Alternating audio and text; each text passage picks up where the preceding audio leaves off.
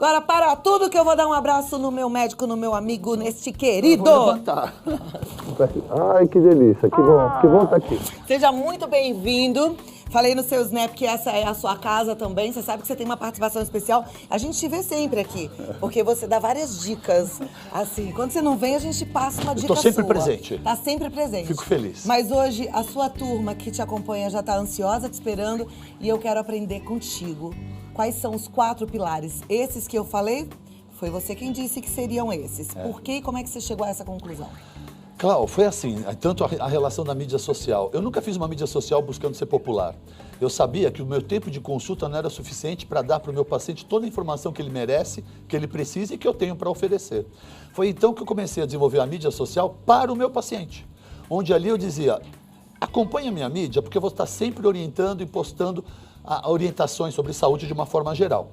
O que aconteceu é que essa repercussão na mídia foi tão grande e eu enxerguei ali uma oportunidade de poder ajudar pessoas que não iam na clínica. E com isso eu me senti muito melhor tendo essa oportunidade. Eu enxerguei aquilo como uma oportunidade. E aí, então eu tive que simplificar a medicina de uma forma que fosse acessível e inteligível para as pessoas.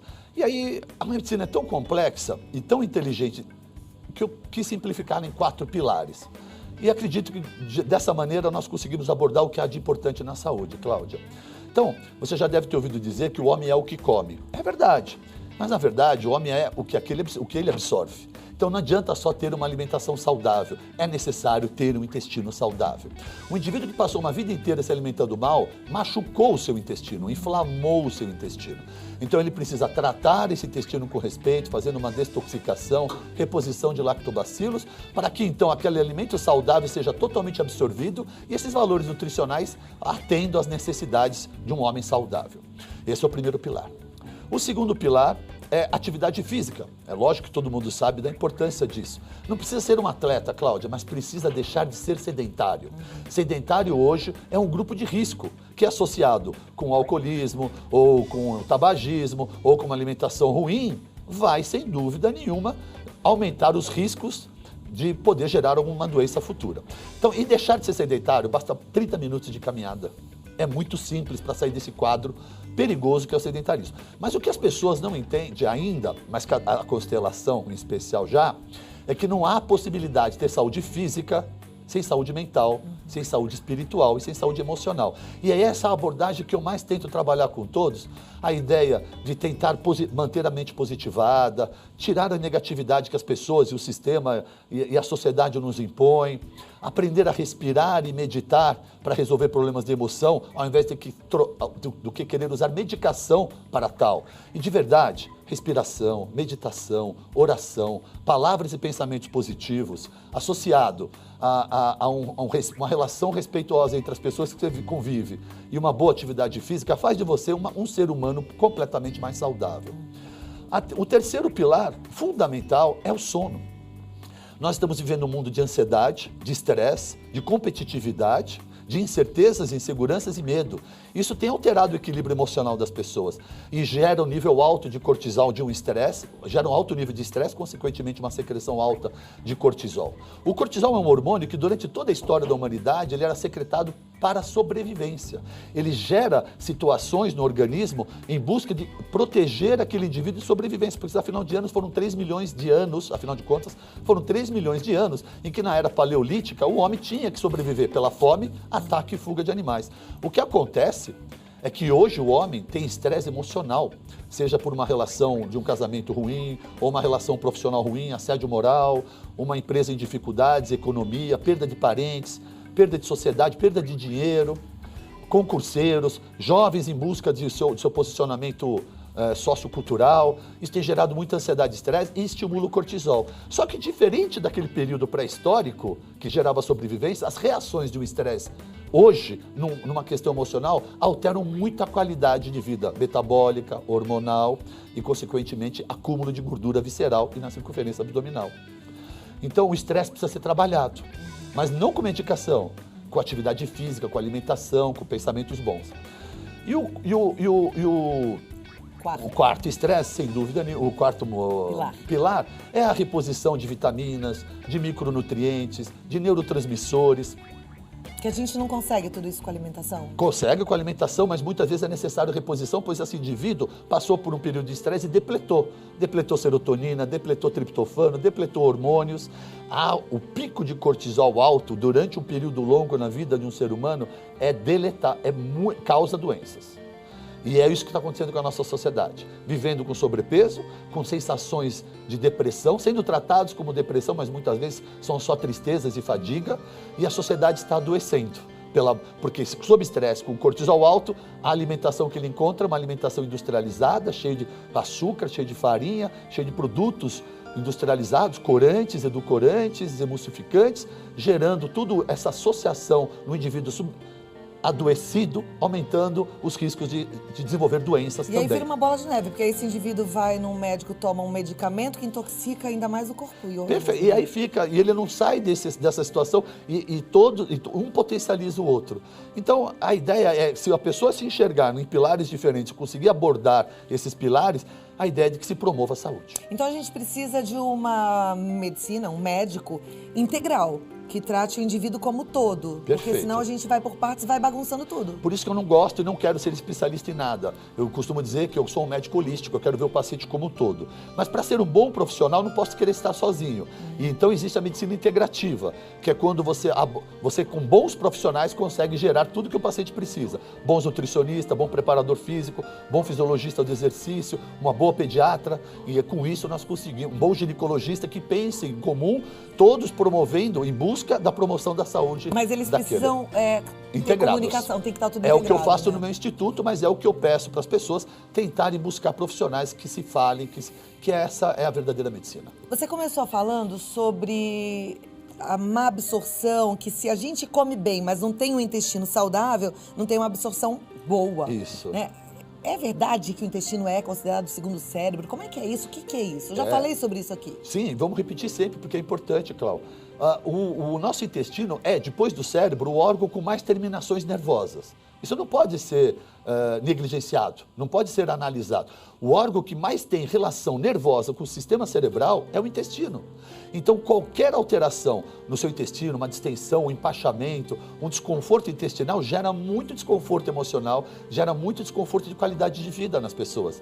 Portanto, ter um intestino saudável gera qualidade de vida no dia a dia. De novo, eu estou pensando na bola de neve, né? Por exemplo, a mulher naquela fase da TPM tem o intestino mais preso e ela já fica mais enfesada, brava beça. Enfesada é a palavra. É isso. Porque acumula, fica obstipada e fica irritada emocionalmente.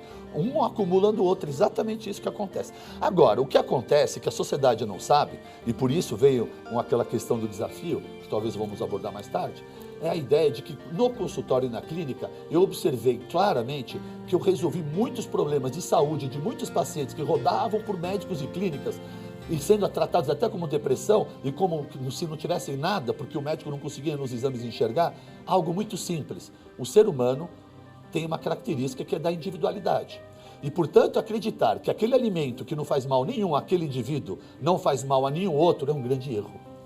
Temos que tratar nossos pacientes de forma individualizada. E aí, então, eu comecei a descobrir intolerâncias e sensibilidades alimentar na grande maioria dos meus pacientes que eu atendo. Seja ele ao leite, seja ele ao glúten da farinha, podemos falar mais claramente sobre isso, ou alimentos industrializados. E como eu tive essa experiência, eu acabei promovendo uma ideia de tentar estender isso às pessoas que não têm oportunidade de estar na minha clínica. Que é o desafio 30 dias. E essa foi uma das minhas maiores experiências e melhores experiências da minha vida. Poder gerar saúde e uma descoberta de saúde própria às pessoas que eu não conheço e muito provavelmente nunca os verei.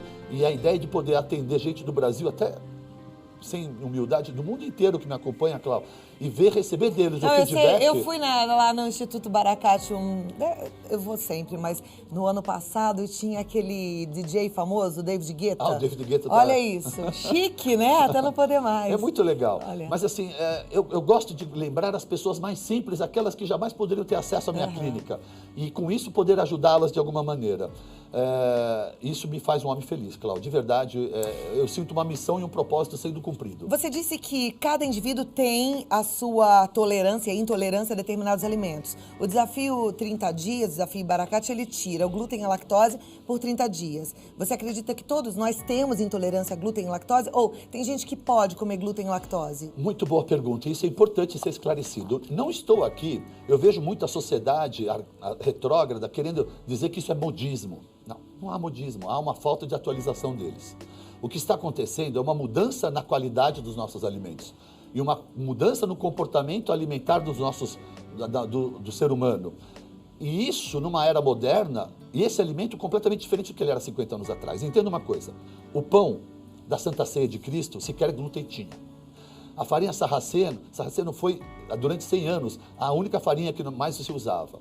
Houve algumas mutações naturais da natureza, onde houve uma adição saudável de glúten na farinha.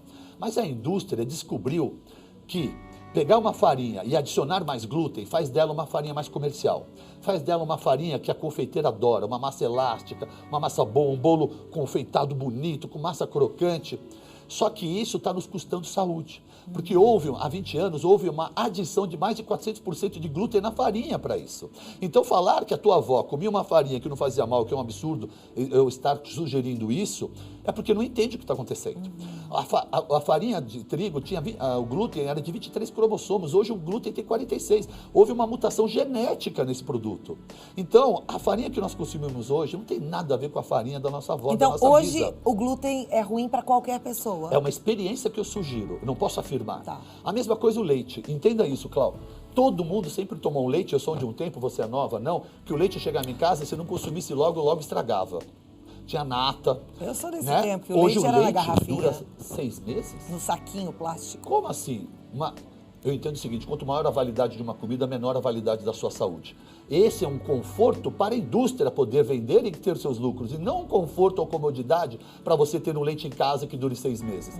Outra coisa, a sociedade não quer leite gordo. Fomos massacrados de forma errônea por estudos fraudulentos da indústria do açúcar, que fraudaram junto com o cientista de Harvard, isso saiu no The New York Times há 3 meses atrás, não é fala minha, onde adulteraram os resultados de trabalhos científicos e acusaram a gordura saturada de responsáveis pelas doenças cardiovasculares, o que hoje está mais do que proscrita essa ideia. Entretanto, o consumo desses produtos vem aumentando demais nesse período. Todo mundo querendo comer produtos light, diet, sem açúcar, só que estávamos consumindo excesso de farinha, né? O nosso leite, veja só, o nosso leite hoje sai da vaca, vai para uma mangueira, vai para um caldeirão, recebe formol, conservante, preservantes.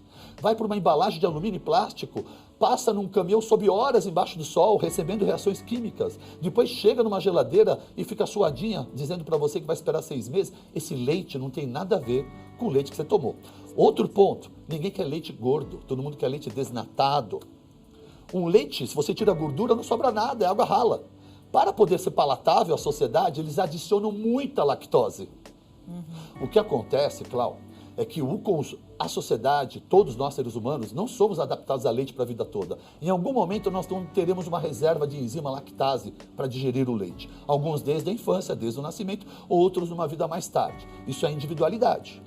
Mas com o consumo excessivo de produtos lácteos e com o excesso de lactose, o que tem acontecido é que muitos indivíduos que apresentariam uma intolerância lá na frente já estão apresentando precocemente. Não é um modismo, está acontecendo, porque os produtos mudaram e o comportamento da sociedade mudou, tudo em função da indústria alimentícia. Ganância, segura aí que eu volto pra gente continuar conversando, mas eu quero que você, já sabe o nosso WhatsApp, manda pergunta que daqui a pouquinho a gente vai ter um momento do Dr. Barakat responder, tá bom? Vamos continuar então o nosso bate-papo. Já entendi um pouco essa questão da intolerância à glúten e lactose e tô me sentindo meio que vítima dessa indústria alimentícia que não tá preocupada com a minha saúde, tá preocupada de encher o bolso deles de dinheiro. Esteve a indústria. Olha isso. Eu sou vítima da década de 80, 90, quando todo mundo queria, a indústria percebeu algum movimento, falou, vamos fazer produto light diet. E só tiraram açúcar, mas puseram adoçantes, produtos químicos que nos fazem muito mal. E as pessoas na América, que estavam lutando contra a obesidade com essa proposta, não emagreceram, continuaram a engordar. Sabe, Cláudio, o importante, quando a gente fala do desafio, não é que as pessoas excluam para uma vida. A proposta no desafio é excluir açúcar branco, sal branco, farinha branca, glúten, produtos industrializados, refrigerantes, suquinhos de caixinha, comidas congeladas. Experimentar comida de verdade, que é algo que você quer abordar. A experiência desses 30 dias, se nesse período de desafio, a pessoa perceber que a barriga não ficou mais distendida, eu não tenho mais obstipação, eu não tenho mais diarreia, eu parei, diminuiu minha rinite e minha sinusite constante, não tenho mais enxaqueca, não tenho mais dor de cabeça, melhorou minha fadiga, as minhas manchas e a minha pele descascando melhorando, preste atenção. Se isso tudo melhorou no desafio, é porque muito provavelmente alguns daqueles alimentos que faziam parte da sua dieta não lhe conferiam saúde. Pelo contrário, estavam lhe roubando saúde, só que você não percebia. Se você entendeu e valorizou isso, é hora então de procurar um profissional para saber se você realmente pode ou não continuar com esses alimentos. O que é comida de verdade? Comida de verdade, amor, eu costumo brincar, eu tenho 2 exemplos. O primeiro é dizer que tudo que está embaixo da terra, sobre a terra, na água, caminha ou voa, eu posso comer. Você já viu pé de requeijão? Então não faz parte de comida de verdade. Já viu pé de pizza congelada? Então isso não é comida de verdade. Agora, se você pode pegar todos os alimentos dessa natureza, colocar à mesa, prepará-los com um ingrediente importante que a dona de casa esqueceu, que é devoção de amor no preparo de comida para quem ela ama, que está dentro de casa. Isso faz toda a diferença, Cláudia. Aliás, tem ainda aquele bolo maravilhoso? Eu quero que o Dr. Barakat experimente. Eu vou pedir para a produção pegar, segura aí um pouquinho, eu volto já já. É um bolo que a gente aprendeu a fazer agora de farinha de amêndoas, é o bolo de Jerusalém. Um bolo com xarope de rosas que ela extraiu da própria rosa. Você vai ficar apaixonado. Vou degustar sem glúten, agora. sem lactose e sem açúcar. É maravilhoso. Você vai ver que delícia que é. Continuo com o Dr. Mohamed Barakat. Vai responder as dúvidas, vai explicar melhor os 4 pilares para um sono saudável. No intervalo, ele comeu o bolo todo. Que delícia. Cláudia, eu queria comentar uma coisa. Nós estamos vivendo uma sociedade com um comportamento tão comum e errado que parece normal. Todo mundo bebendo muito álcool. Álcool demais, Cláudia. Cigarro, comida, tudo errado, açúcar, farinha. Nós vivemos uma sociedade tão patológica que se o indivíduo estiver sentado numa mesa comendo 10 coxinhas com 3 refrigerantes cheios de açúcar, ninguém questiona, todo mundo acha normal. Mas se você levantar um suco verde e tomar, vai todo mundo apontar o dedo e chamar de louco. O indivíduo bebe álcool, fuma cigarro do lado de seus filhos, ninguém acha isso anormal. Mas se ele quiser tomar whey protein ou tirar o leite do seu filho, ele é cruzado e criticado pela sociedade familiar. O que eu vejo é muita gente desinformada, mas principalmente muita gente com má vontade de aceitar a verdade, sair da zona de conforto, e quando vê alguém próximo mudando o estilo de vida, ao invés de admirar ou respeitar, critica. Critica, é verdade. Critica. Então alguém que faz algo para ser mais saudável é criticado. Eu quero deixar bem claro que não é porque a maioria faz errado que isso é normal. Isso só é ordinário. O normal é ser saudável. Amei isso que você disse, porque eu mesma sou tão criticada, as pessoas, por quê? Mas tá fazendo por quê? Pra quê? Não precisa, só hoje. Hã? Onde é que estavam essas pessoas quando aquele amigo dele estava doente, estava 10 quilos, 20 quilos mais pesado? Por que ninguém um dia bateu nas costas e falou, amigo, eu te amo, diminui um pouco o refrigerante a coxinha? Não, isso não. Agora, quando ele optou por ser saudável, é criticado, nós estamos com inversão de valores nessa sociedade patológica. Então, ó, dane-se essa sociedade. Cuida de você. De você e da sua família. Entra no desafio 30 dias. A gente tem inclusive uma arte com a lista das substituições. Vamos falar um pouquinho dela? Vamos lá. Tá no blog para todo mundo que quiser entender melhor, porque vale a pena essa navegada no blog. O blog, deixa eu passar para você o endereço, é www.doutorbarakat.com.br. doutorbarakat.com.br. Olha lá, trocar refrigerante por sucos orgânicos, o suco de caixinha por água de coco. Tem muitas substituições fáceis. Entra lá. Aliás, não só essa tabela de substituição, mas muitas outras dicas preciosas, né? Isso não é uma dieta, Cláudia. Isso é uma proposta de uma experimentação por um período de avaliação do que aquele alimento que você tirou lhe causava e desse novo que lhe causou. Aí você tem uma percepção e fala, eu preciso mudar meu estilo de vida. E a partir daí procure uma boa nutricionista funcional, um médico com uma visão mais holística, ou se você não tem acesso, faça essa busca como as estrelinhas fazem, através das mídias, em profissionais que pensam nessa linha e comece a buscar uma vida mais saudável. Perfeito. O sono é um desafio é só o início de uma mudança de estilo de vida. Tá. É só isso. O sono é um dos pilares e ele tem sido um problema muito grande, né? As Nessa pessoas sociedade estão dormindo ansiosa. muito mal. Isso você acredita que é mais pela ansiedade dessa correria?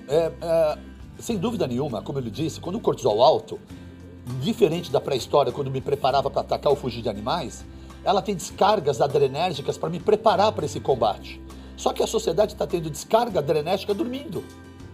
Porque o estresse emocional, o corpo não difere se você está em questão de uma sobrevivência ou Descarga não. adrenética dormindo é o que faz a gente acordar 3 da manhã? Aceso, ou com taquicardia, ou transpirando, ou mordendo dentes. Conheço um monte de gente, inclusive eu de vez em quando.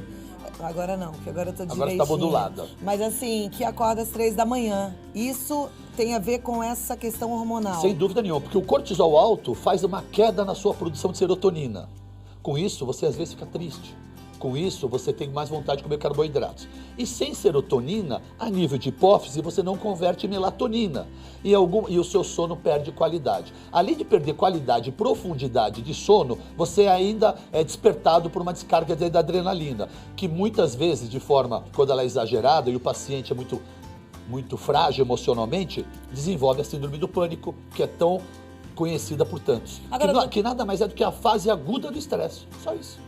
A síndrome do pânico é a fase aguda É uma do estresse. fase Se do cuidar do estresse. estresse para que não chegue à fase aguda, não vai ter síndrome do pânico. Perfeito. Por isso é que é bom entrar no desafio já, acompanhar e seguir todas as dicas e recomendações do Dr. Baracate. Eu tenho a sensação de que quando, pelo menos isso comigo, conversando com algumas pessoas, quando eu como menos carboidrato, eu tiro carboidrato, eu tenho um sono mais leve. Por que isso acontece? Olha, você comer muitos alimentos, carboidrato ou outro, cada um depende da tolerância, antes de dormir não é saudável, né? O seu sangue vai ficar todo no seu processo digestivo, enquanto que ele devia estar no cérebro, fazendo reposições, fazendo produções de hormônios e neurotransmissores.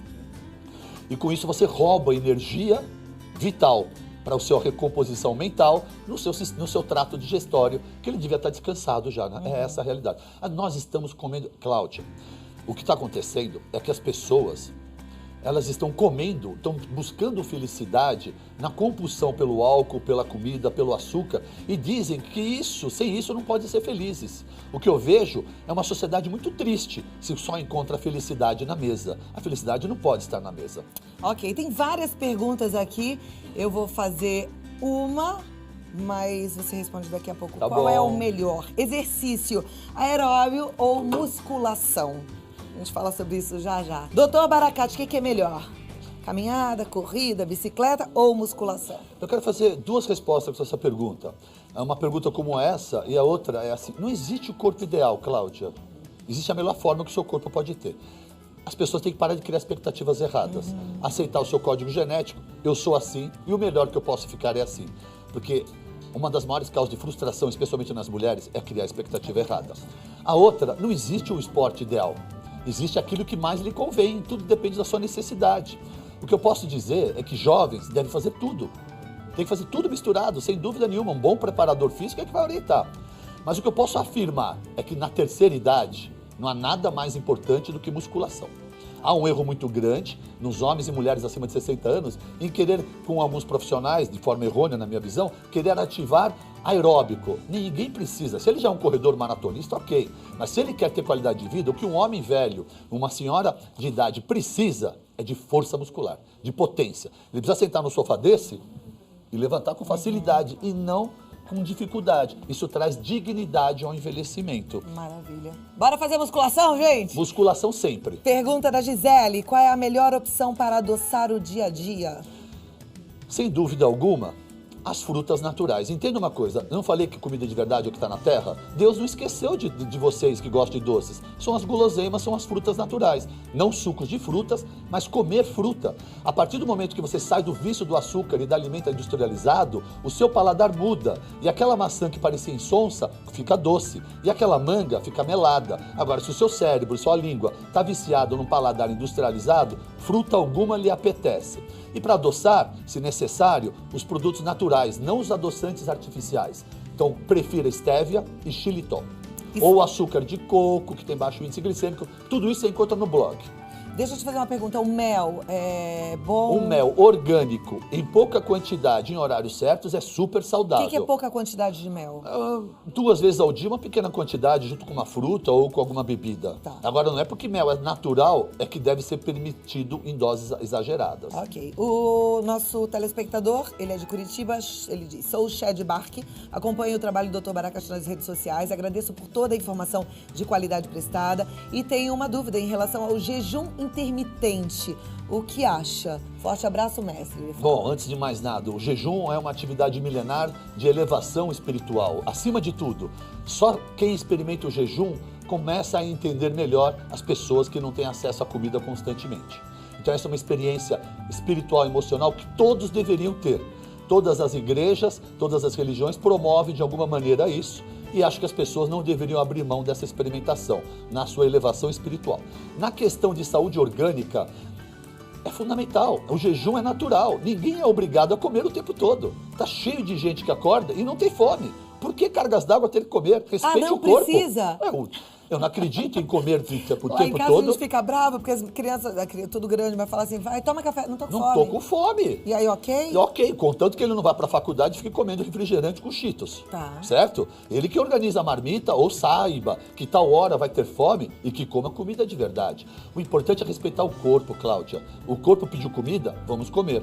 Porque essa história de comer obrigatoriamente não é saudável. Essa história de comer de 3 em 3 horas obrigatoriamente não é saudável? Não, isso foi desenvolvido pela indústria. A indústria quer que você coma um biscoitinho, uma barrinha, alguma coisinha de 3 em 3 horas. Tanto a indústria alimentícia como a indústria de suplementação. O seu corpo sabe quando você precisa, ele te dá o sinal. Respeite e coma. Só que escolha certo, coma comida de verdade. Maravilha. Tem uma pergunta... E o jejum provoca, nesse período curto, até 14 horas de jejum, muitos estudos científicos comprovam que não há perda de massa muscular. E quando o corpo sente um jejum inicial que não se prolonga, ele queima gordura, ele provoca aumento de hormônio GH, provoca aumento de neurotransmissores e provoca aumento de testosterona em busca de energizar essa situação curta, porque se ela se estender, ela se torna maléfica. Então o jejum de 14 horas é saudável, experimente fazer isso uma vez por dia, por semana, e vai evoluindo, mas busque uma orientação de um profissional para lhe ajudar. Amei. A pergunta agora que eu vou deixar no ar para você responder daqui a pouquinho vem do Rio de Janeiro e a nossa telespectadora quer saber sobre o consumo de carnes, ser vegetariana, vegana ou não, mas a gente fala sobre isso já já. Vamos lá, doutor Baracate, muitas perguntas, muitas dúvidas, eu deixei uma no ar, não sei se você lembra. Da carne, vegetarianismo... Isso, e aí? Bom, vamos lá. Antes de mais nada, eu queria dizer que eu quero tomar muito cuidado quando trato sobre o vegetarianismo e o veganismo, haja visto que eu sou um carnívoro inveterado. Então eu quero tomar o cuidado de dizer que, acima de tudo, eu respeito todo o comportamento quando ele é embasado no idealismo, como é o vegano. O vegetariano, ele está numa experimentação. O que eu vejo de problemas? Primeiro, como ele é um experimentador, é um aventureiro na grande maioria, ele abre mão da carne, mas se entope de carboidratos. E de carboidratos que não prestam, carboidratos que engordam. Então ele fica à vontade na pizza, no macarrão, no queijo, porque é permitido. Esse é um grande erro. O vegano é alguém que já pode ter sido vegetariano um dia, mas com muita informação e basado num conceito de idealismo muito forte, de sustentabilidade, de amor aos animais, como a si próprio, e o que deve ser respeitado, ele se é mais informado. O vegano tem muita informação e ele consegue buscar os micronutrientes que faltam na carne, nos alimentos, nos cogumelos e muitas outras substâncias. Entretanto, ambos terão carências. A falta de carne gera carência e não acredito que possa suplementar absolutamente através de alternativas alimentares. Então a dica fica, suplemente com B12, e tome cuidado com o seu ferro, especialmente mulheres que menstruam grande volume, pois o ferro e a ferritina pode gerar uma queda grande e uma anemia. Então, tomar cuidado com o ferro, B12, vegano, vegetariano. Não se aventure, procure um profissional, um bom nutricionista funcional, não precisa procurar um médico, que entenda a sua proposta e ajuste com os seus exames as carências vitamínicas e nutricionais através de suplementação. Legal. Aí a estrelinha da constelação de Catalão, Goiás, pergunta o seguinte, uma pessoa vegana, ela consegue ganhar massa muscular? Consegue, tem uma alimentação, só que eu sugiro, use o whey protein vegano. Você precisa de uma carga de proteína maior. Os alimentos que não são oriundos da carne, eles não têm a proteína, não tem o valor biológico como tem o do ovo, como tem o da carne. Não tem. O valor biológico é o quanto você aproveita daquela proteína. Acima, no topo é o ovo, depois vem a carne e vem os suplementos de leite. Mas o vegano não usa nem leite. Então, use um bocadinho de suplementação de arroz ou de ervilha que vai atender a sua expectativa. A Joelma de Itatiba, ela quer que você fale sobre alimentação low carb. A low carb é um tema eterno nosso, já foi aqui. De verdade, eu peço para que você entre no blog e que você leia lá, porque você vai encontrar muito estilo de vida paleolítica e low carb. Mas a proposta é a seguinte: nós estamos sendo envenenados pela indústria alimentícia e por um comportamento midiático exagerado de que nós devemos comer carboidratos demais. E esse carboidrato não é saudável, farinha refinada e açúcar. A proposta do low carb é comer comida de verdade e comer carboidratos em pequena quantidade, low carb e high fat, e aumentar a gordura. Então use raízes, use batata doce, batata, mandioca, abóbora, use alimentos saudáveis como seu carboidrato, muito legumes, algumas frutas, mas abuse do azeite, das oleaginosas, da gordura boa, o óleo de coco, uma banha de porco, e fuja dos óleos vegetais, porque quando aquecido se tornam gorduras trans. Tá tudo no meu blog. Perfeito. Agora a pergunta, eu gostei, porque eu quero saber isso também. É de uma telespectadora lá do 016, ela não se identifica, ela quer saber sobre...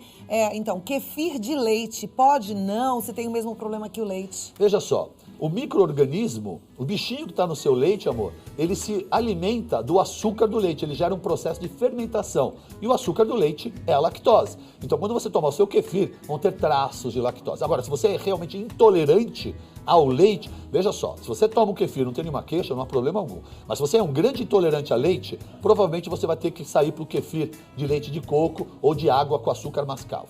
Bom, então, resumindo, é melhor não? Não, pode, contanto que você não seja contanto que o leite não seja um grande problema para você. Mas quem está fazendo dieta sem lactose, não. Se ele não pode lactose, opte por outro kefir. Tá.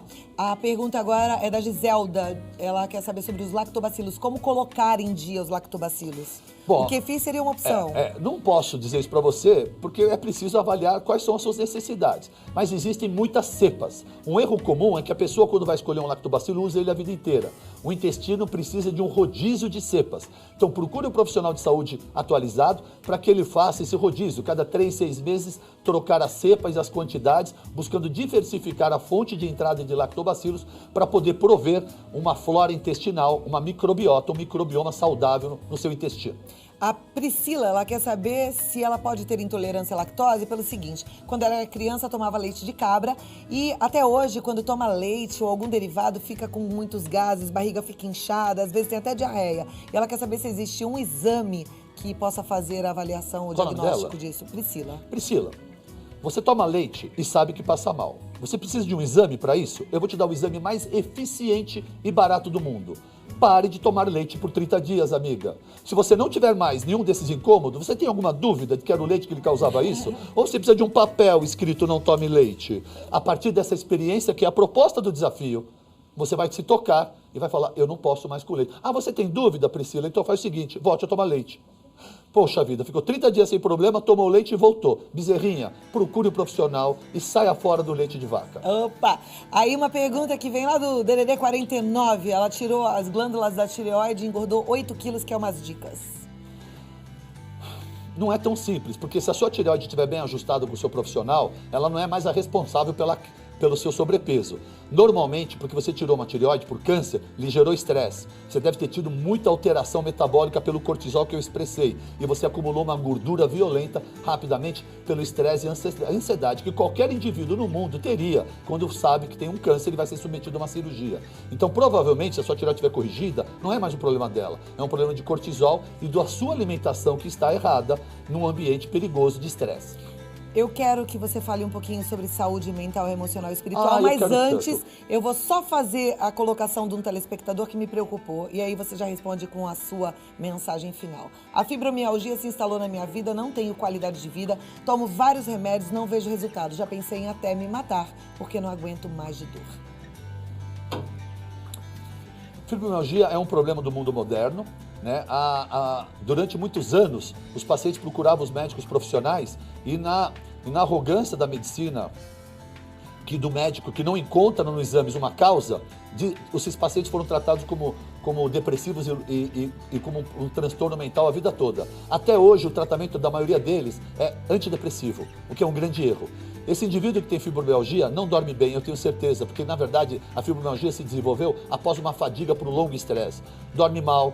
E se dorme mal, não acorda disposto. E dormir mal não significa ter insônia. Você pode deitar às 10 da noite e acordar só às 8 da manhã Mas se você não acordou disposto, brilhando, o seu sono não teve qualidade. E se você não teve um sono de qualidade, como pode querer disposição? Se a função do sono é reparar a sua fadiga e restaurar a sua energia. Só que não é uma noite de sono de balada, nem um final de semana.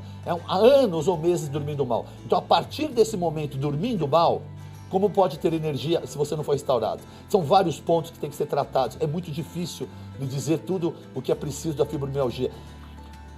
Há necessidade de estimular a serotonina, há necessidade de procurar um profissional e avaliar se você não está com uma insuficiência adrenal. Muitos pacientes têm cortisol muito baixo e, portanto, não têm um hormônio mais poderoso anti-inflamatório corrigindo e tirando as suas dores. Há uma necessidade de uma combinação de vitamina D elevada, que esse é um dos nossos maiores problemas, junto com uma alimentação não saudável, a ausência de vitamina D nas pessoas. A fibromialgia, na minha visão, é a conjunção de tudo isso que nós estamos dizendo, de forma crônica e prolongada, levando à estafa no indivíduo, e aí então a expressão dessa fibromialgia, que em latim significa dor sem causa, né? Mas tem causa. A medicina funcional, a medicina integrativa, sabe cuidar de você. Procure um profissional perto de você que possa lhe ajudar. Não desista, amigo, porque existe. Essa medicina, eu não vou falar de mim, essa medicina já ajudou muitas pessoas a saírem disso. Não mude seu pensamento. Vire a sua ideia, não pense dessa maneira. Tenho certeza que você vai encontrar a saída a partir de hoje, que seja uma data diferente e que você olhe para a tua vida e para esses problemas de uma maneira diferente, por favor. E aí, eu acho que vale para todos, né? Esse Pra olhar todo mundo. diferente para a vida. Eu estava brincando agora. Você está olhando esse copo d'água, você pode enxergar meio vazio ou meio cheio. O olhar é o seu, é como você enxerga a vida. E o que faz você enxergar um copo meio vazio ou meio cheio? Um copo mais pessimista ou mais otimista? São os seus valores, são os seus princípios. Então você que está enxergando o copo meio vazio, eu peço para você começar a enxergar que esse copo também está meio cheio. E começa a mudar o seu olhar. Muda o seu olhar, muda a sintonia, ajusta essa frequência. Sai da frequência da dor, sai dessa frequência do sofrimento. Busque uma ajuda e você vai ser mais feliz. Dr. Baracate no Facebook, Instagram, Snapchat e o blog www.drbaracate.com.br. É uma honra recebê-lo. Muito obrigada pelo seu tempo, que é precioso aqui com a gente. Obrigada, viu? Nunca dá para falar tudo e por isso que eu quero voltar sempre. Então, você volta o quanto antes, tá? Beijo. Obrigada. Logo faço uma visita lá no Instituto Hoje ou Baracate. amanhã. É isso, que tem que se cuidar sempre, né?